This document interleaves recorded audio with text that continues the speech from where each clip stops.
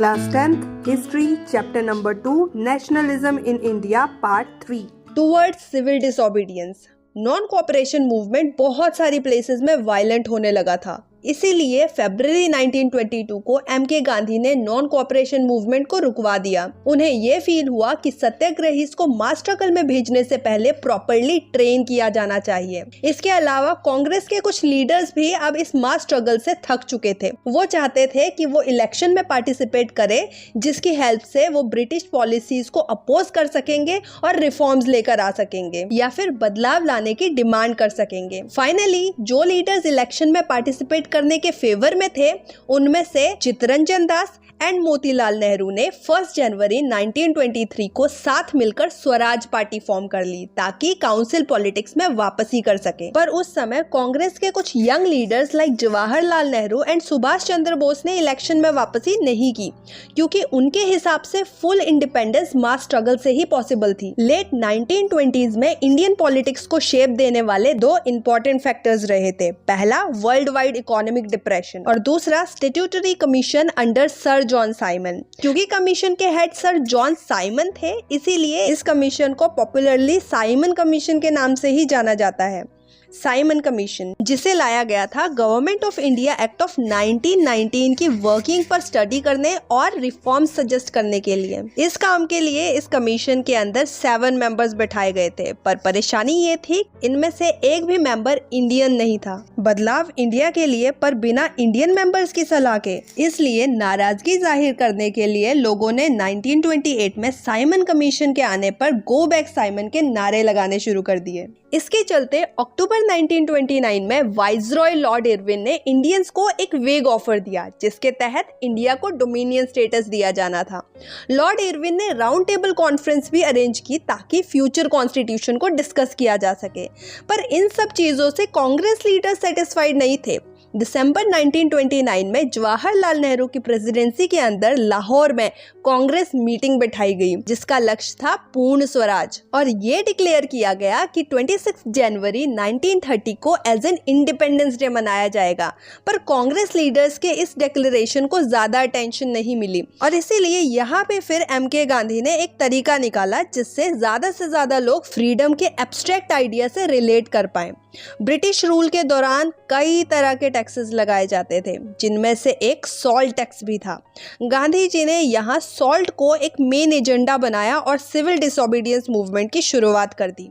31 जनवरी 1930 को गांधी जी ने viceroy Irwin को लेटर में अपनी 11 डिमांड्स के बारे में लिखकर भेजा। कुछ डिमांड्स जनरल इंटरेस्ट पर थी और बाकी कुछ स्पेसिफिक डिमांड्स थी अलग अलग क्लासेस की ओर से। इन सभी में से एक डिमांड सॉल्ट टैक्स को अबॉलिश करने के ऊपर भी थी। हालांकि वाइसरॉय ने इनमें से किसी भी डिमांड को मानने से मना कर दिया।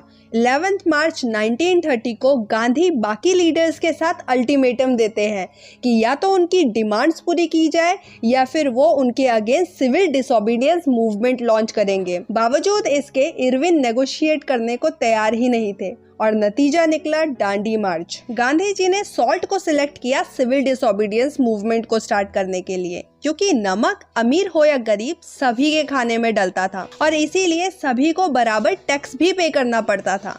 मतलब सॉल्ट टैक्स सभी के लिए एक समस्या थी और मौका भी, ताकि सबको एक साथ जोड़ा जा सके against British rulers. Salt tax से बचने के लिए कोई इंडियन खुद से भी सॉल्ट नहीं प्रोड्यूस कर सकता, क्योंकि सॉल्ट पर ब्रिटिश मोनोपोली थी। इट मींस इंडियंस को सॉल्ट प्रोड्यूस करने का कोई राइट नहीं था। 12 मार्च 1930 को गांधी जी ने डांडी मार्च शुरू कर दी। इस मार्च में एमके गांधी के 78 ट्रस्टेड वॉलंटियर्स उनके सफर में साथ देने के लिए शामिल हुए और लगभग 390 किलोमीटर साबरमती से डांडी तक चले। फाइनली सभी लोग 6 अप्रैल को डांडी पहुंचे और पानी को उबालकर नमक बनाकर सॉल्ट लॉ को ब्रेक कर दिया, जिससे शुरुआत हुई सिविल डिसोबीडियंस मूवमेंट की। कॉलोनियल गवर्नमेंट भी इन सभी डेवलपमेंट्स को होता देख कांग्रेस लीडर्स प्रोटेस्टर्स को अरेस्ट करने लगी। अब्दुल गफर खान एंड गांधी जी को भी अरेस्ट कर लिया गया। अब लोग भी शांत रहने को तैयार नहीं थे। उन्होंने भी police post, municipal buildings, law courts, railway station और जहां पर भी ब्रिटिश सिंबल्स दिखाई देते थे उन पर अटैक करना शुरू कर दिया। ब्रिटिश गवर्नमेंट ने भी ठान ली थी कि वो भी प्रोटेस्टर्स को सबक सिखा कर रहेंगे और इसीलिए उन्होंने भी पीसफुल लोगों पर अटैक किया। औरतों और बच्चों को पीटा गया और 100,000 लोगों को अरेस्ट कर लिया गया। इस वजह से जनवरी 25, 1931 को एक बार फिर गांधी जी ने डिसाइड किया कि अब उन्हें इस मूवमेंट को भी बंद करना पड़ेगा और बाद में 5 मार्च 1931 को गांधी और इरविन के बीच एक पैक्ट साइन हुआ, गांधी इरविन पैक्ट।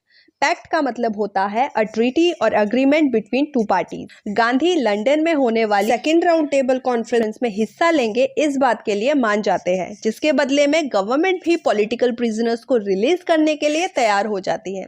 पर जब दिसंबर 1931 में हुई कॉन्फ्रेंस में बात नहीं बनती तो गांधी निराश होकर वापस इंडिया आ जाते हैं और हैरान रह जाते हैं जब उन्हें पता चलता है कि अब्दुल गफर खान एंड जवाहरलाल नेहरू तो जेल में हैं और कांग्रेस पार्टी को भी इल्लीगल डिक्लेयर कर दिया गया था। इसके बाद गांधी जी फैसला लेते हैं कि वो सिविल डिसोबीडियंस मूवमेंट को दोबारा लॉन्च करेंगे, पर अनफॉर्चुनेटली 1934 तक आते आते मूवमेंट स्लो डाउन हो जाती है। आखिर इसके क्या कारण थे और पार्टिसिपेंट सीडीएम को कैसे देखते थे, इस पर बात करेंगे नेक्स्ट पार्ट में।